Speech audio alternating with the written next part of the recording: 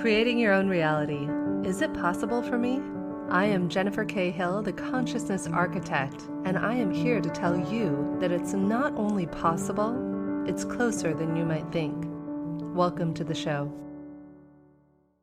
Hello, friends, and welcome back to another episode of Regarding Consciousness. I am Jennifer K. Hill, and I am so grateful to always bring you the greatest thought leaders, wisdom keepers, authors, entrepreneurs, and scientists from around the world with leading information on consciousness and how we can harness our own consciousness to help ourselves live the lives of our dreams. And today is no exception. We have a wonderful guest who I recently got to know. And as soon as I heard a little bit about her wisdom and journey, I knew she would be perfect for the show. Today we have joining us Krisstina Wise. In addition to being an incredible entrepreneur who is a real estate mogul, millionaire coach, and creator of several multi-million dollar businesses, including Good Life Luxury and her most recent one, Wealthy Wellthy.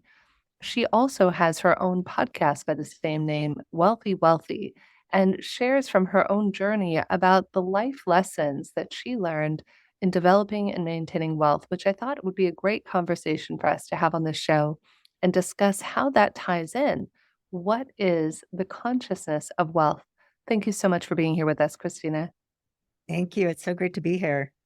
Yeah, so talk to us a little bit about your journey. I remember being smitten when you and I talked a couple of weeks back, and you shared a little bit about this harrowing journey that you went through from health things and family experiences to now living the life of your dream and helping others to do the same. Can you share with us a little bit about how this came to be? Yeah, I mean, I think with all of our stories that, there's been long journeys and many ups and downs to get where we are. And I always like to start by saying that I never thought I would be here teaching money, wealth consciousness, wealth creation in business the way I teach it and through the lens of money and finance. But where it started, where I am today, where it started was I was speaking on a stage. There's about 3,000 people in the room, and it was the real estate industry. So my previous life was real estate, and I had created a lot of fame. I was well known nationally. I spoke on the biggest stages. And so on this stage, there's about 3,000 leaders in real estate. And it was such an honor to be on the stage. I was the keynote speaker. I was the opening keynote. It was the top leaders and technology leaders and names that you could Google and they'd show up right there. So it was such an honor to be able to speak to this group. And I'd practiced, I'd rehearsed, I'd written the content, the keynote that I was the message I wanted to get across. And so I was on stage and I mean, I nailed it. Like it was this Broadway performance. Like I hit every mark and I was feeling so great. But about 80% of the way through that speech, I heard this little click in my brain and almost like this screeching sound. It was really, and it took me off for a second. And I don't know if it was a second or 5 seconds, but there was this pause. And then I caught myself. And then I went back. I finished the speech, standing ovation. I mean, I just felt so proud, big smile. I'm like, oh my gosh. I'm walking out the room and people like, Krisstina, can I get you this and book you for that? And da da da da da da da. And I mean, Jennifer, I'm walking out of this room and in my head, I had this thought, oh my God, girlfriend, you've made it. You can name your price. You've made it. You started in a trailer home and look at, you are here on this stage with the standing ovation. You can write your ticket. And it's just this really proud moment. And a little bit later, I went back to my hotel room and I was feeling way off. I mean, I was dizzy. I just was having these weird feelings and I didn't know what was wrong, but I could tell that something was really off. I'd never had these feelings or sensations. And I was supposed to actually stay to do a panel and some other things, but I ended up flying home because I felt so terrible. And I got home and within 48 hours, here I was again, my career highlight. Within 48 hours, I couldn't talk, I couldn't think, I couldn't eat. And that was it. And I ended up, come to find out, so many things had gone wrong, but I'd had a stress stroke on stage. And so I had a stress stroke, and that was the straw that broke the camel's back, and my body just started breaking down. And so the stress stroke, and then I'd come to find out I had serious heavy metal poisoning and stage 4 adrenal fatigue. And I could go on and on and on. And I didn't find those things out for months later. But basically, even what happened when that stress stroke and that happened in my brain, it locked me in this fight or flight system, and my body couldn't even fall asleep. Like, I literally could not fall asleep because my body would wake me up because it was afraid it was going to die if it fell asleep. So it would try to wake me up. I mean, it was horrific. So all of that story, that it just became, that hero's journey. And it was so dark, Jennifer. I mean, I was famous in my vertical, and I'd worked so hard to get there, and then it just everything came crumbling down so fast. And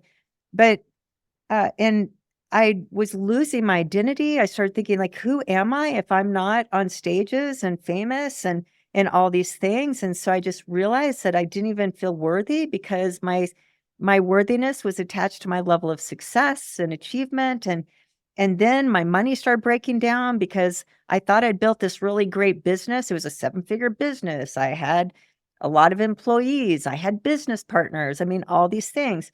But once I was gone, the business started falling apart, and business partners started trying to steal the company. I mean, I could just go on and on and on of how horrible every part of my life was falling apart, as well as my physical. Like, my body was done. All my hair started falling out.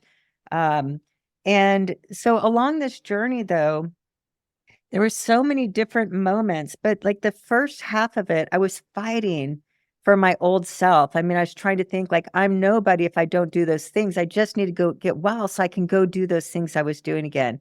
And I mean, I was holding on, like, gripping on to that old identity and that old self. And the more that I held on, the more things started to fall apart. My money was just disappearing. So, I mean, it cost me hundreds of thousands of dollars to try to figure out what was wrong. And through all of that, there was this moment where I decided that just to let go, that I'm just going to let go. I'll probably never be on a stage again. I'll probably never be able to work like I used to work. Right now, I'm just going to focus on this healing journey and let it be what it is. And whatever happens, happens. And it was so remarkable. But that second, and I mean, this was 6, 8, 9 months of my trying to hold on. Anxiety, I'd never had a panic attack or anxiety, and I mean, I just had to wear a heart rate monitor to manage my anxiety. I'd never been on a medication. I was, like, on 4 antidepressant and anti-anxiety medications. You can't make this stuff up. And Mm. so, and again, like, all of that, just trying to get back that old self. So finally, when I let go, it's like this total peace came over me, and just everything changed with that one deciding moment of, like, it's gonna be what it's gonna be.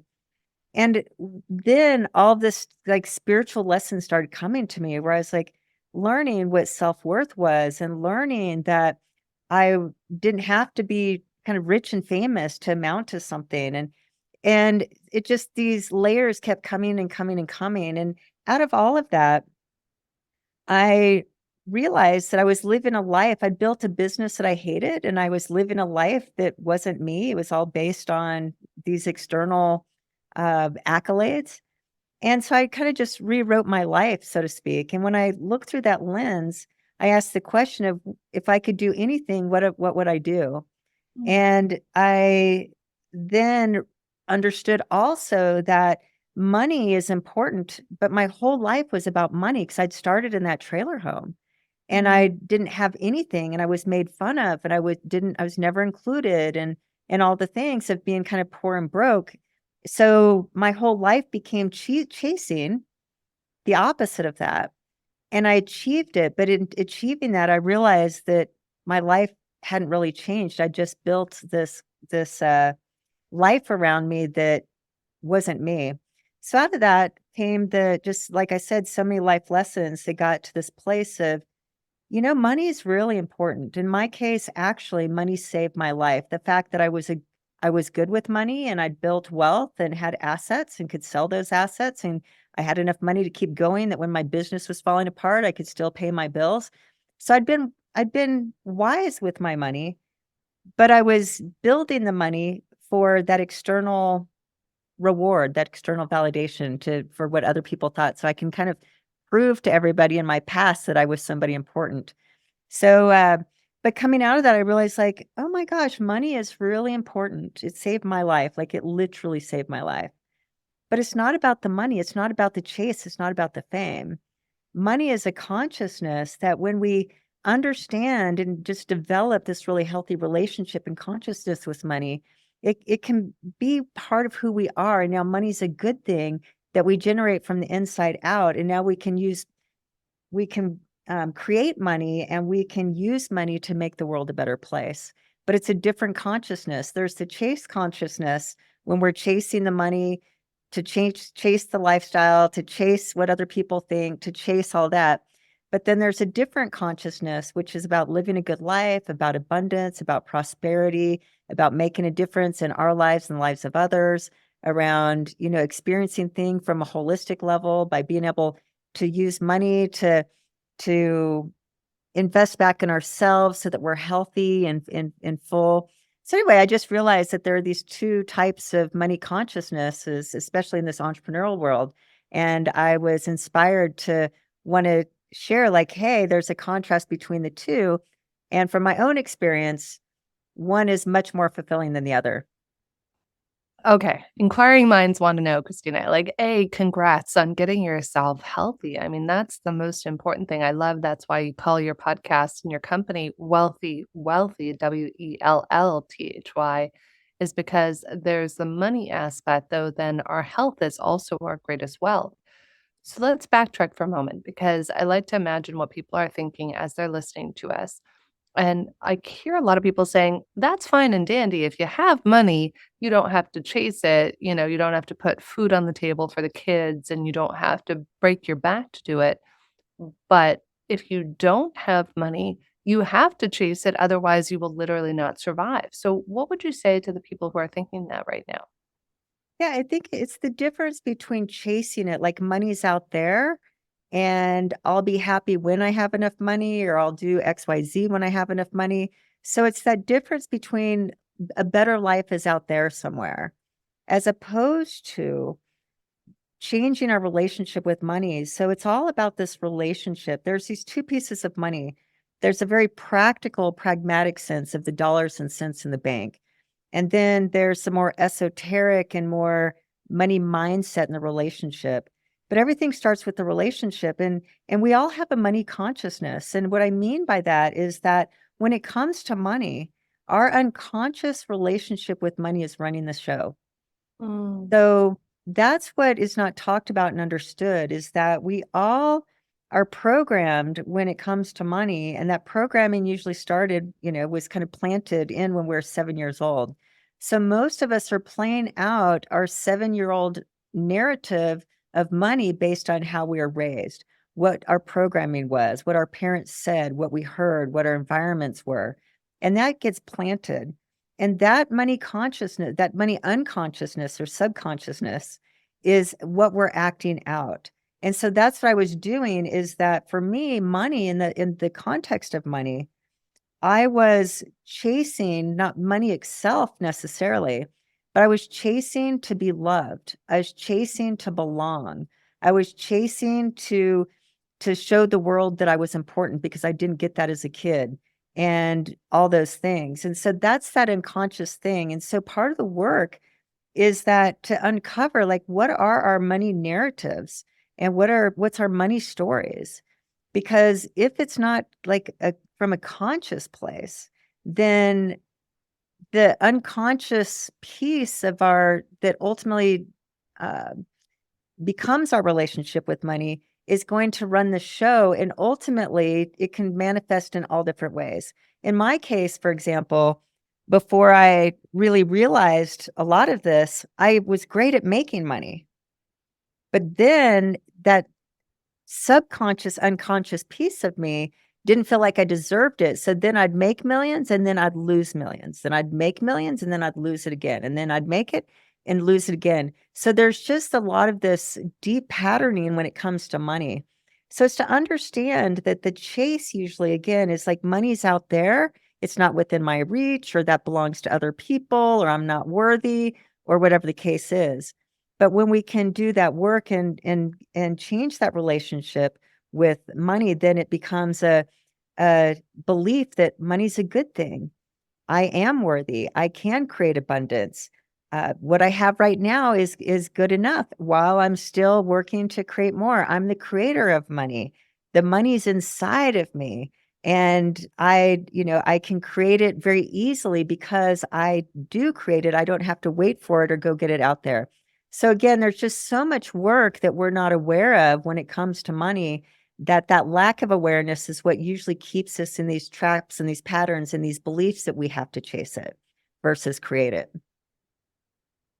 I completely understand where you're coming from on this, Christina. It is true that we have these limiting beliefs around money doesn't grow on trees, rich people are bad. I was just at a mastermind in Cabo the other day, and we were doing this exact sort of work with an entrepreneur who was there facilitating. And so the next question, of course, then is let's say, okay, Christina, you just helped me have an aha moment right now where I just realized maybe I don't believe that I deserve money.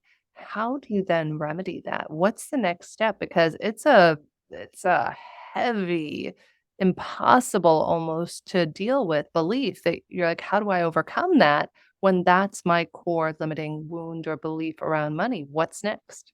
Yeah, you say something really important there in wound. And, when we go back to any type of inner child work or wounding work or trauma work, I think, many of us have been in that type of work, have done work ourselves, or, we're listening to this.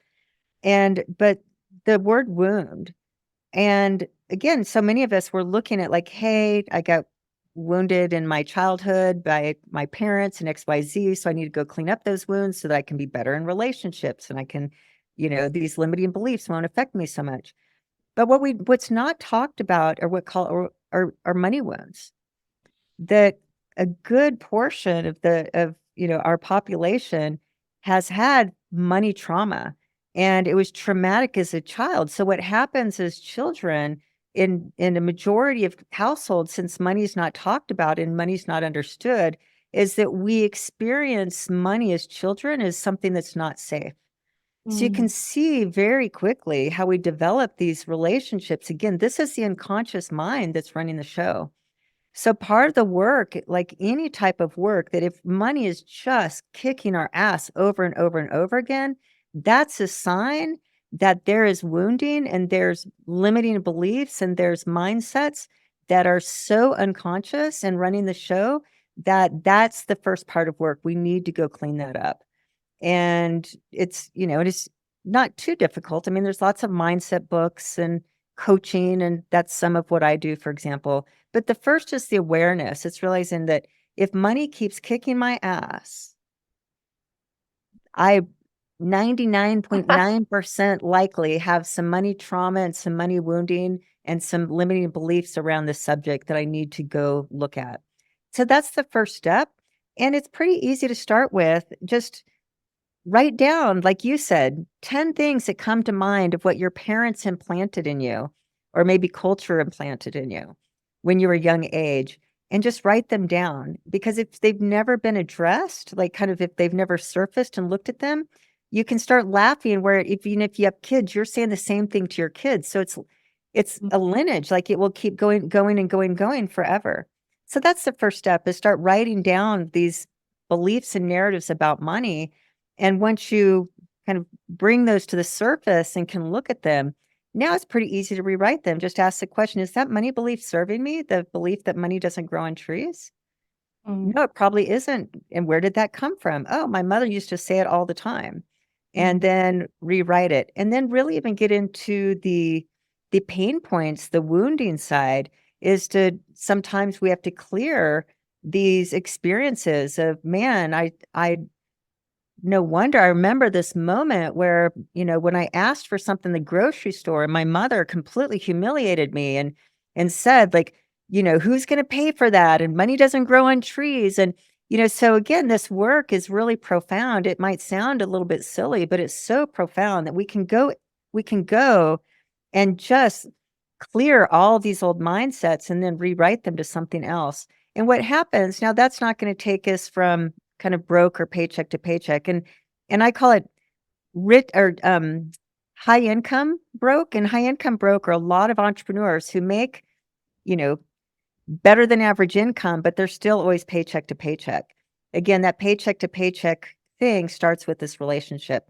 Then the second piece after that is once we clear those old beliefs and then clear those patterns, now we have to repattern ourselves. And that's the next step of money. But what doesn't work is that this belief that someday in the future, if I work harder, or if I buy the right program, or if I, do the best podcast or something, that's going to solve all my money problems. We have to understand it's much deeper than that. It's fascinating. I was just called to share this with our listeners and audience. Have you ever tried Gene Keys? Did I do that for you when we were on the call? No, we should. I've heard of it. I've not done it. It's fascinating because it just dawned on me that one of the elements, it's free. Anybody can go there. I'm a big fan of Richard Rudd. I was introduced to it several years ago. I need to have him on the show. He came up with this thing based on human design, and human design is an amalgamation of a myriad of things from I Ching to Kabbalah to astrology to numerology to a variety of different things. And so Richard Rudd and Gene Keys interprets it. And one of the things it tells you for free if you go there is what's your prosperity tied to? So each one of us kind of has a shadow side and a light side of our prosperity. Like, just, I don't know why this dawned on me right now, but I was remembering mine is related to integrity. And so it says basically that when I'm in balance and prosperous, if I'm doing things with integrity, it brings me great prosperity. However, if I'm coming from a place of judgment or blame, then that just cuts my prosperity to the quick. So I'd invite everybody to check it out. If you're like, oh, well, I wonder, because most anybody, I've done this for hundreds of clients and friends and people. It's just interesting to be curious. If you're really pondering, what is my money story? And then maybe see, maybe it'll land for you, maybe it won't. But majority of people I've ever shared it with have found it to be relatively on point. And then you can begin to look at your life. Like one of the first times in my life where I made like almost 300,000, I was in my 20s, in my I think it was mid-20s at the time. I was like 25, 26 years old, something like that. Was I was in a class, ironically, in integrity, and that whole class for a year, all I was doing was getting every single aspect of my life on point. And up until that point in my life, it was the most money I'd ever made. And then fast forward, 15, 20 years later, I read this thing from Gene Keys that says, the more integrous you are, the more money you'll make. So it's kind of curious of how that ties into us as well. Yeah, I would say that that's, again, we've talked about even that Colby, but that's like our intrinsic, like how we're built in this one part of our life, the financial part of our life. That again, that's just us alone without anybody else, kind of how we're built. So there's that piece, but then there's that piece of how we were raised and the Yep. programming that was not ours, it was given to us. And so you can see the complexity of this. It's like, hey, for you, if I'm out of integrity, that's going to affect my prosperity, just that on its own. But then also it's like, oh my gosh, I might have all these money stories that aren't even mine. They were given to me, but I've not looked at those. So now I need to clean up this piece. So, but that's more when we talk about money and wealth consciousness, I'd call that money consciousness. That's what I call the unconsciousness, the subconsciousness of money. And that's where we need to go first. Then the other side of the coin, which is like the conscious piece, is where, where the work that I do both the unconscious and the conscious, but the work that I do there, it's to bring a level of consciousness to money around this new relationship where we like our money, we understand our money, we spend our time with it, we grow it, we dance with it. These different things, it's really how we manage it and how we invest it and how we create with it. And but as it like it, but consciously and intentionally, but with knowledge and wisdom around this topic. So when we match and clean up this unconscious and subconscious, kind of those limiting beliefs and traumas and wounds around money, we clean that up. And then we match it with the learning and understanding and knowledge of how this amazing thing works as creators and investors and all these things. When you blend those together and under the belief that money is good, it can be good, then it's amazing how then we just feel money in our heart and it just pulls us up And it's not out there anywhere to be chased. It's here within us, and we're growing with it as it's growing and we're growing, and we use it as entrepreneurs. We use it as philanthropists. We use it to raise our children. We use it to create experiences and friendships, and just comes this beautiful thing in our lives that we can even create music out of it. I mean, it's again, this is what's possible with money. But again, when we go back to a good portion, especially in business and entrepreneurship, it's just the chase of more. And somehow more money means more, I can feel better about myself, or whatever that other narrative is. But that's not ever fulfilling when you get down to the core of it. You know what just dawned on me as you shared this, Christine? I love this. So we're here with Krisstina Wise of Wealthy Wellthy Podcast and Company today. I just had a download of a book called Dating Money. Like, it's almost like how you feel free to write it. I can already see your face on the cover, selling millions of copies. What I'm hearing you say, though, is really dating money, treating money as though it is its own entity. How do you interact with it? It's like a parent. If we have an unhealthy relationship with a parent, we're going to carry that with us to the children that we raise, to the spouse that we have, the boyfriend, girlfriend, whomever. And yet, if we were to treat money with the same level of intimacy and delicacy that you would of a romantic relationship, how might that transmute our relationship to money, irrespective of the nature nurture element? Again, there's the intrinsic, which is the gene key side of what are you naturally predisposed to. There's the extrinsic, your environment, the stories, what you're told, as Bruce Lipton would call it, the epigenetics of it. And then how do we marry those in order to treat this as though it is literally one of the most important relationships in our lives? I mean, I couldn't have said it better. So exactly. And anything, like, life is relationships. And when we think of relationship, there are different elements of relationship. And you're exactly right that if we have a spouse or a partner, or even if we want to date, like you said, if we want a healthy, happy relationship, we can't neglect our partner. So true. Oh, you just nailed it with that. Oh We my gosh. can't we can't abdicate we can't abdicate being a good wife to our husband. We can't neglect our husband. We can't disrespect our husband and have the relationship we want. And so and same, let's say with our body, let's say in the context of health, that the work for people to lose weight, to stay off weight, in most cases, it's not the diet first. Yeah, the diet is the practical piece. We can't eat ice cream and be healthy, so that matters. But it's, why are we eating ice cream? Usually it's because there's a level of unworthiness or unlove, or something underneath. So when we can clean that up, then it's easier to say the ice cream just doesn't serve me anymore. So, but that's our relationship with our body, the relationship and love of self. And so how we eat and things, like when we love ourselves, we want to eat healthy. We want to exercise. We want to go to the gym when we don't want to go to the gym, right? Because it's out of this love, this relationship with us. And that's why we have to start with that relationship first. Positive, healthy relationship, ripple effect, a lot of healthy choices. Unhealthy, unworthy relationship, probably going to ripple into unhealthy choices.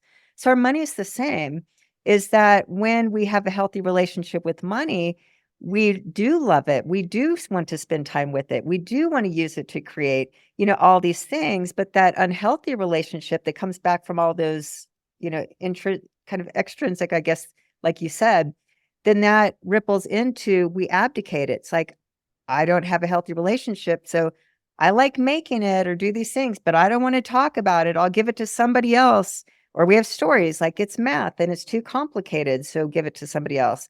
Or we neglect it, we abandon it, like all these things. And that's all the ripple effect of not having a healthy relationship with money. So again, when we go back to that first piece, then maybe we don't know the healthy diet for money, but now we have a desire to want to learn what that is, and that will take us on that next step. But to your point, yeah, it's all about that relationship of love and respect and honor and cherish and attention and intention and all these different pieces that make a great relationship great. Yeah, it's powerful when we realize that we have a say. We're either participating in a relationship with money or we're at the effect of it. And the more that we're at the effect of our spouse, of money, of our children, our boss, our whomever, you're giving your power away. When you're, as you said it so beautifully earlier in this, Christina, you said when you're dancing with it. It really is a dance when we understand, yes, we may have limiting beliefs, we may have circumstantial things that happened or stories we told ourselves. And the beautiful thing is, we have a choice. We don't have to live the rest of our lives at the effect of anything or anyone, money, person, or otherwise. And the more that we take the reins back of our consciousness, back of our subconsciousness, then we can begin to guide the Clydesdales of our minds to the direction and the places and the people we do want rather than the circumstances that we don't desire. So I think that's so beautiful what you shared today, Christina. Thank you so much for being here with us and sharing your wisdom. Are there any last closing thoughts before we get into how people can connect with you? Of anything that maybe I didn't get a chance to ask you about money or anything that you'd like to highlight or share with people before we close? I think the only thing to close out that train of thought is that what I've noticed is that there is this belief that if I am successful in these other areas of my life, money is just going to fix itself. Mm. And the truth is that money is its own area of work. It's got its own stuff. So it's again like if I grew up from a broken family and my parents left at a very young age, so there was abandonment. So I carried a lot of those abandonment issues for a long time, and that affected my personal relationships because I was still running those fears and those stories. And so cleaning that up, I'm actually now in a really great marriage and great relationship, but I had to do my own cleanup for for that to ever be possible.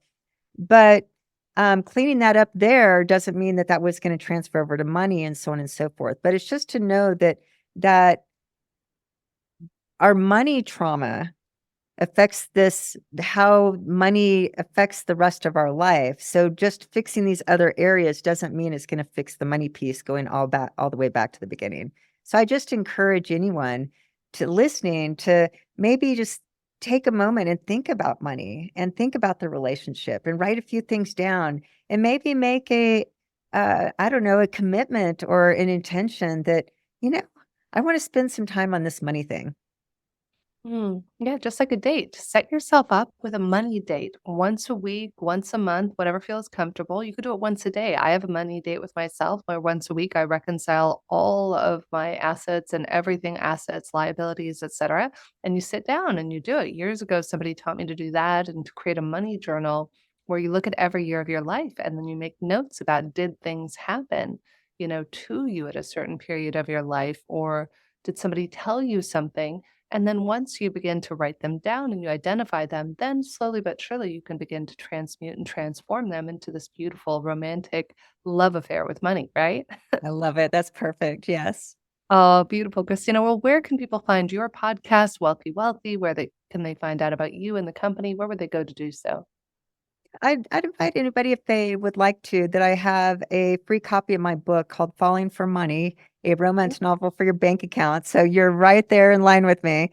And it's a free digital copy. It's just a great place to get started. It has some of the exercises that we just talked about, and it's a very quick read. So fallingformoney.com is where you can go. Otherwise, my podcast and Google my name. It's easy to follow on my different channels. But if you want to start listening on money conversations, that would be the podcast. If you want a quick read, it's fallingformoney.com. Beautiful. Well, thank you so much, Christina. So grateful that we were brought together and that you were able to share your deep wisdom. I feel honored to know you and that it's just such a privilege to hear your story and to be able to share it with our listeners and viewers. So thank you.